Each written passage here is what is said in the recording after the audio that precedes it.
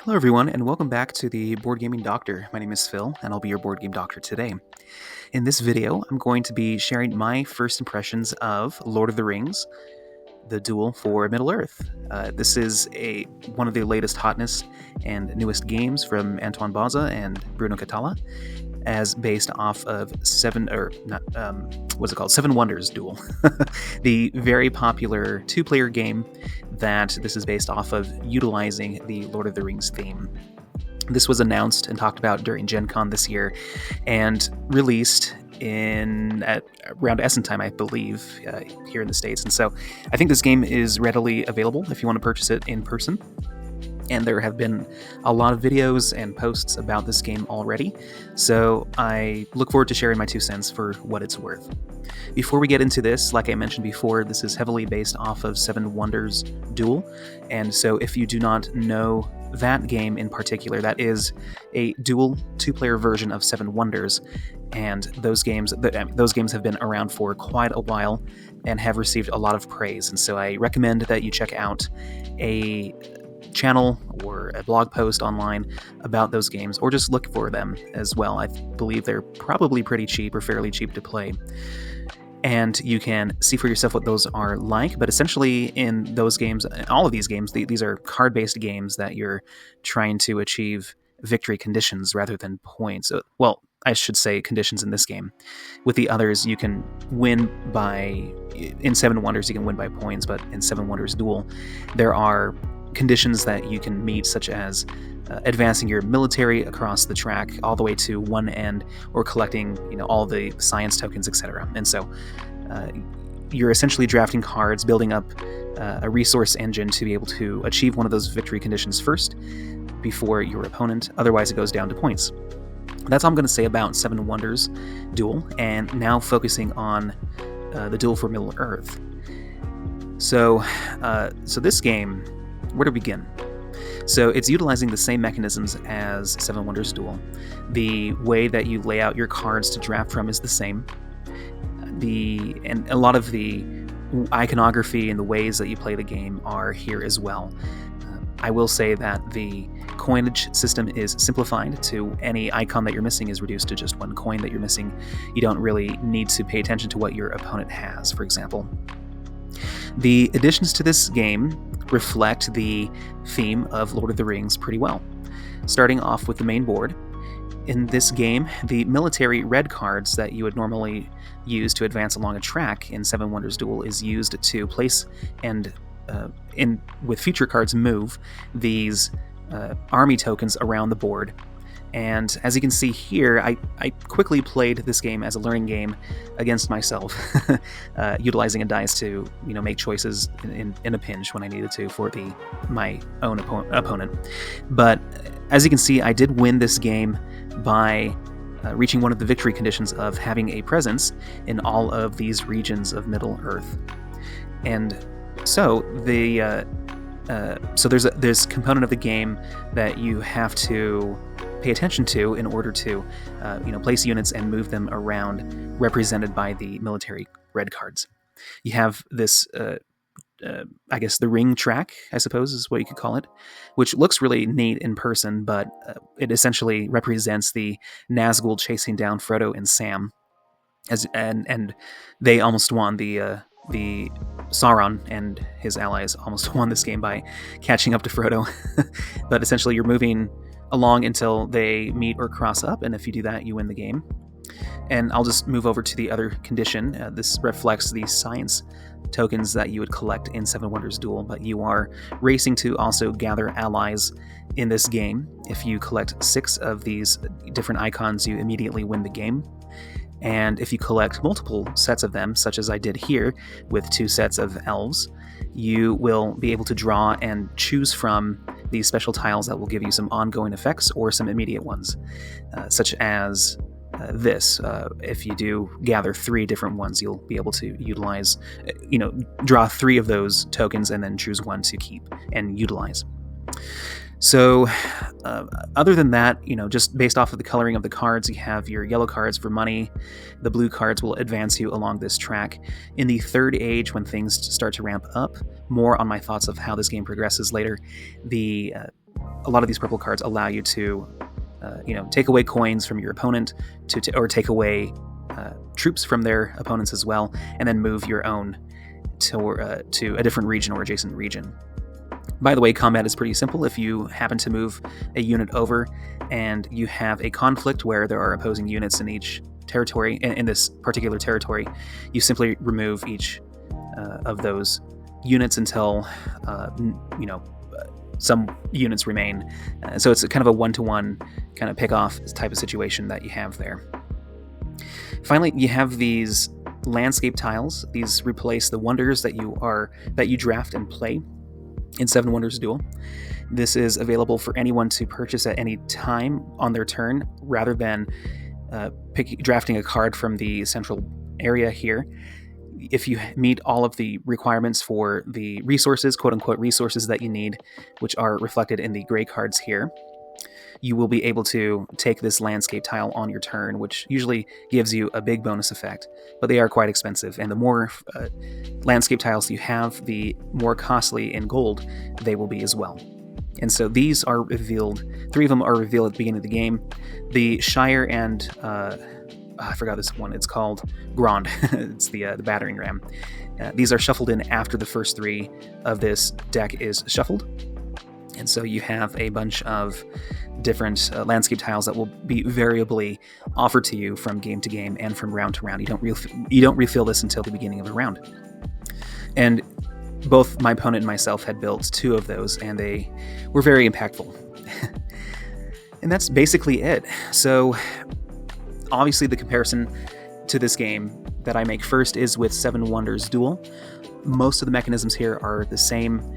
The biggest caveats, I think, are that Seven Wonders Duel 1 has a endgame victory condition of points, where you would add up a lot of points, which kind of reflects how Seven Wonders Duel took the mechanisms of point scoring from Seven Wonders, the base game. And so, in addition to these conditions that you can meet in Seven Wonders Duel with the science tiles that you're collecting, as well as the military track, you can always kind of end in a stalemate until you kind of come down to points at the end of the third age. Versus in Seven Wonders, the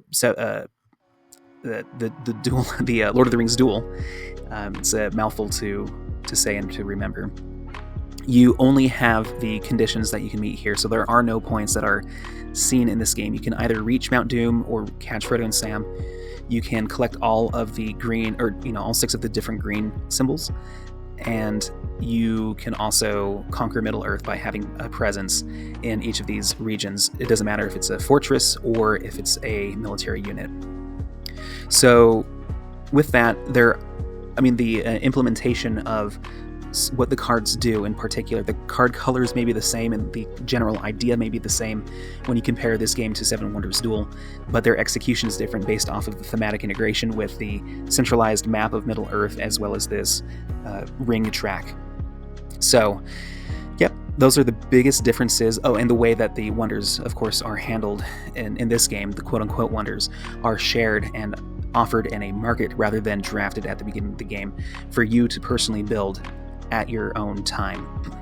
And these wonders can be built without having to draft a card, and so compare that to Seven Wonders Duel, where you would have to discard a card, or at least take that card, purchase the wonder that you've built, and slide that card underneath to show that you've taken your turn. You don't have to do that in this game. That option that you have left to instead take a landscape tile remains on the board, and so that strategically may make a difference. The other game that I'm going to compare this to is War of the Ring, the card game. So both are Lord of the Rings themed card games, primarily card games that really approach the storytelling of Lord of the Rings in kind of a different way. In this game, there is more of an abstraction in Lord of the Rings Duel. There is more of an abstraction of the story itself. You can see the elements of the story as you look at the cards, and some of these are like, okay, this looks like Helm's Deep versus this looks like the Return of the King era, or part of the books where Gondor is involved, right? And I had built this card before taking the Helm's Deep card. So the opportunity to kind of mix and match what the story kind of looks like in your own terms based off of how the cards appear and in what order you do so could, retell Lord of the Rings in a different way in this game. I feel like, however, you are taking more of an abstracted type of approach to that when you play this game. I think it's more heavily focused on the mechanisms from Seven Wonders Duel, and then applying the theme on top of that to make some changes thereof. Whereas with War of the Ring, the card game, which is also based off of a system which I believe is called Quartermaster General, the mechanisms are fairly similar between the two, but the linear storytelling element is very much intact with War of the Ring, the card game, where you do follow the locations and events in a chronological order, and you will play cards and make small alterations to what you might understand and know from the books and the movies themselves. But some characters might be a touch out of place, and you might use a character where they weren't necessarily there at that period of time in regards to the books, but they do eventually go to that location. For example, you won't have characters that were completely not at a certain location in the books whatsoever in that game. And so it's a really interesting, I think, more thematic based game with the mechanisms applied to it in reverse order. Very much the opposite of what I feel this game, Seven Wonders, or Lord of the Rings Duel, and the approach to developing this game was, which was take the mechanisms of Seven Wonders Duel and then add the story and the theme of Lord of the Rings on top of it. It's done very beautifully. Vincent Dutrait art, of course. And for example, I love the ring track, which carries a lot of the iconography or the sceneries, the iconic places that you see throughout all three of the books are represented here. And so it's just a very beautiful piece, and everything just goes well together. Of course, the art in War of the Ring Duel, War of the Ring, the card game, is fantastic as well. But and then in general, the system that is in place with War of the Ring, the card game, is a lot more intense. It's a longer game. You could probably play this game in about half an hour. Seven Wonders Duel, right? Lord of the Rings Duel. You can play this in about half an hour once you understand the rules and everything. Whereas with War of the Ring, the card game, it will tend to be longer. I haven't played the solo version of that game yet, or the cooperative version that came out with expansions, but I believe even so, it would take a longer time to do that than it would to play this game in front of you. War of the Ring, the card game, can play not just solo, but also up to 4 players. And so another big difference is that this is a strictly 2-player game. So take that for what it's worth. The other thing that I wanted to mention too was that Seven Wonders Duel, since it's haven't had a lot of time to be available for purchase and for development, does have additional expansions available for that game. And so the variability can really be altered and increased with different modules and different cards that you can add to that game, versus with now Lord of the Rings Duel as a base game.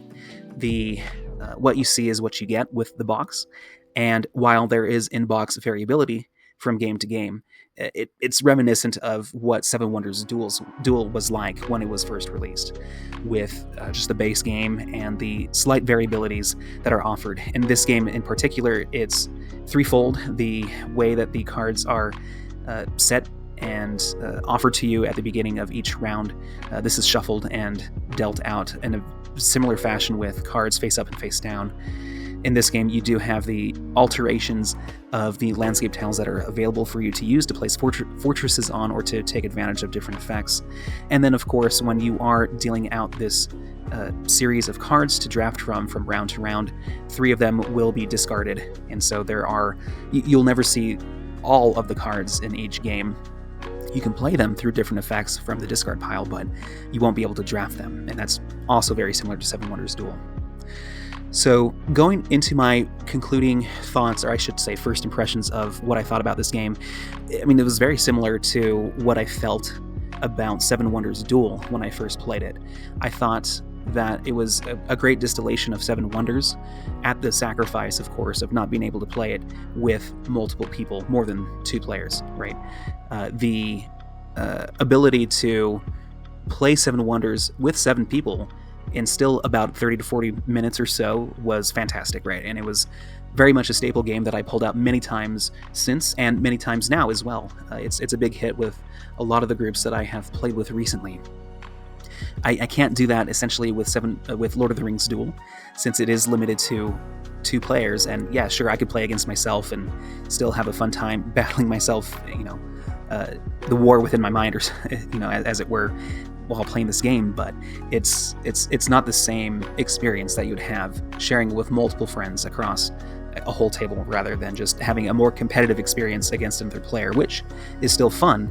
And I intend to play a lot of games online, for example, with just another person, so that way we can take many turns and go quickly through the game. But it's also an enjoyable competitive experience to understand what your opponent is trying to do. It's easier to manage their board and their tableau with your own and predict what they might do, right?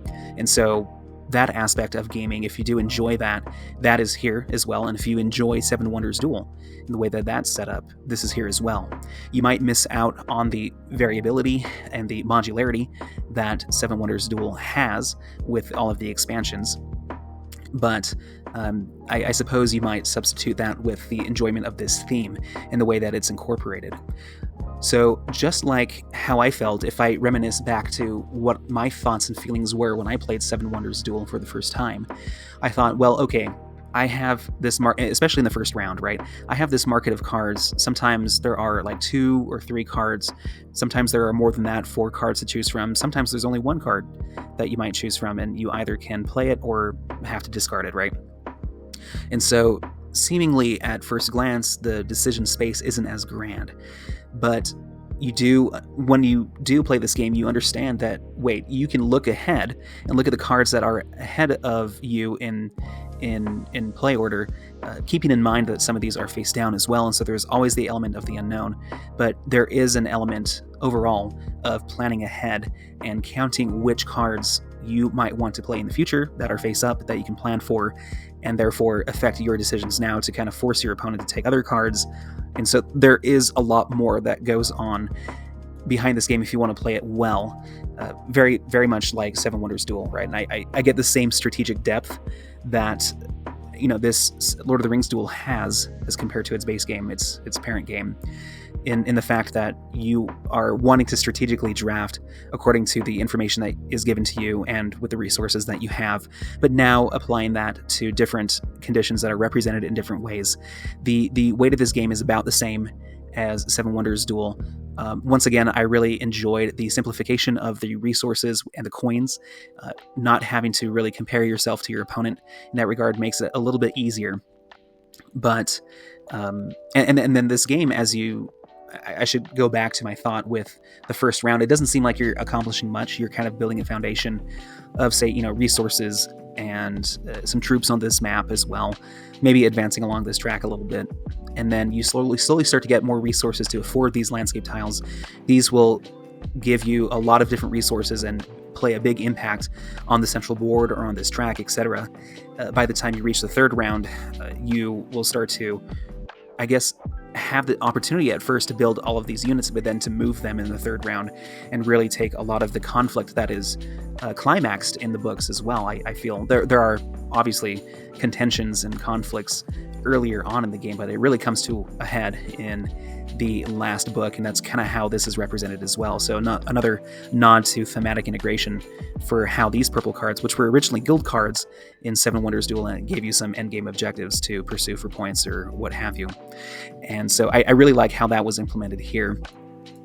But yeah, so it really ramped up by the end of the third round. You could end the game before all of the cards were drafted, and the game should end because there are no ways to score points at the end of the game. If you do happen to get to the end and no one has won via the end game victory conditions, then whoever has the most presence on the board wins. And so there is a way to end the game after all the cards are drawn, but I feel like it might not happen as often as it does with Seven Wonders Duel. I think this game is set up to really end somewhere in the middle of this third age, or the third book rather.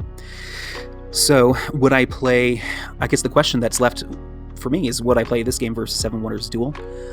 Probably. I think I would play this game more often than I would Seven Wonders Duel for the theme. I think it offers the same experience. It's a very strategic game, but very streamlined and easy to teach, easy to learn. And so I really appreciate that. And we kind of all knew that going into this game. The designers would present a game that is very similar in strategy and learnability as Seven Wonders Duel. And so I think this game accomplishes that and does it in a very thematic way that I really just enjoy looking at the cards, playing the movie and the books in my mind as I build up my tableau. And so it was very enjoyable to look at and to think about thematically as well as mechanically. Would I play this game over War of the Ring, the card game?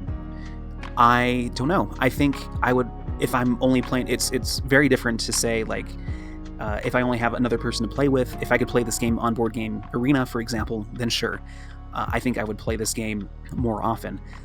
If I had more of a regular group who wanted to play War of the Ring, the card game, and had more time to do so, I think that game is richer in terms of complexity and strategy. And so that game would take precedence if I had a more regular, scheduled playthrough of that game over with, replayability. So Lord of the Rings Duel is going to be more replayable for me because it's easier to bring out and to learn and to teach and to play with other people. And the fact that Seven Wonders Duel is already on Board Game Arena says, at least it tells me that there's a higher chance that this game would be implemented digitally as well. And with the popularity that it has garnered in the last couple of months, then I think that is a very strong possibility. So very different games, very different situations, but I feel like I'm more inclined, the situation that I'm in with my board gaming life right now, to play Lord of the Rings Duel. So take that for what it's worth. I really enjoyed this game and look forward to playing it more. Perhaps there will be some expansion material as well to include, like The Hobbit or things like that, to make the game as variable and fresh and perhaps a little bit more complex, like its parent game Seven Wonders Duel. And I would look forward to that. But yeah, so it's a high recommend for me, especially if you like Seven Wonders Duel. And if you enjoy Lord of the Rings as well, this is probably a very condensed yet rich and fulfilling experience if you do enjoy that theme. So those are my concluding first impressions of Seven Wonders Duel, the Lord of the Rings version, right? The Lord of the Rings Duel, the Fate of Middle-earth. Sorry, I forgot what it's called in English, and here it is in French. Thank you for listening to this, and thank you for consulting with me. Hope that you schedule an appointment with me real soon, and I'll catch you on the next one. Take care.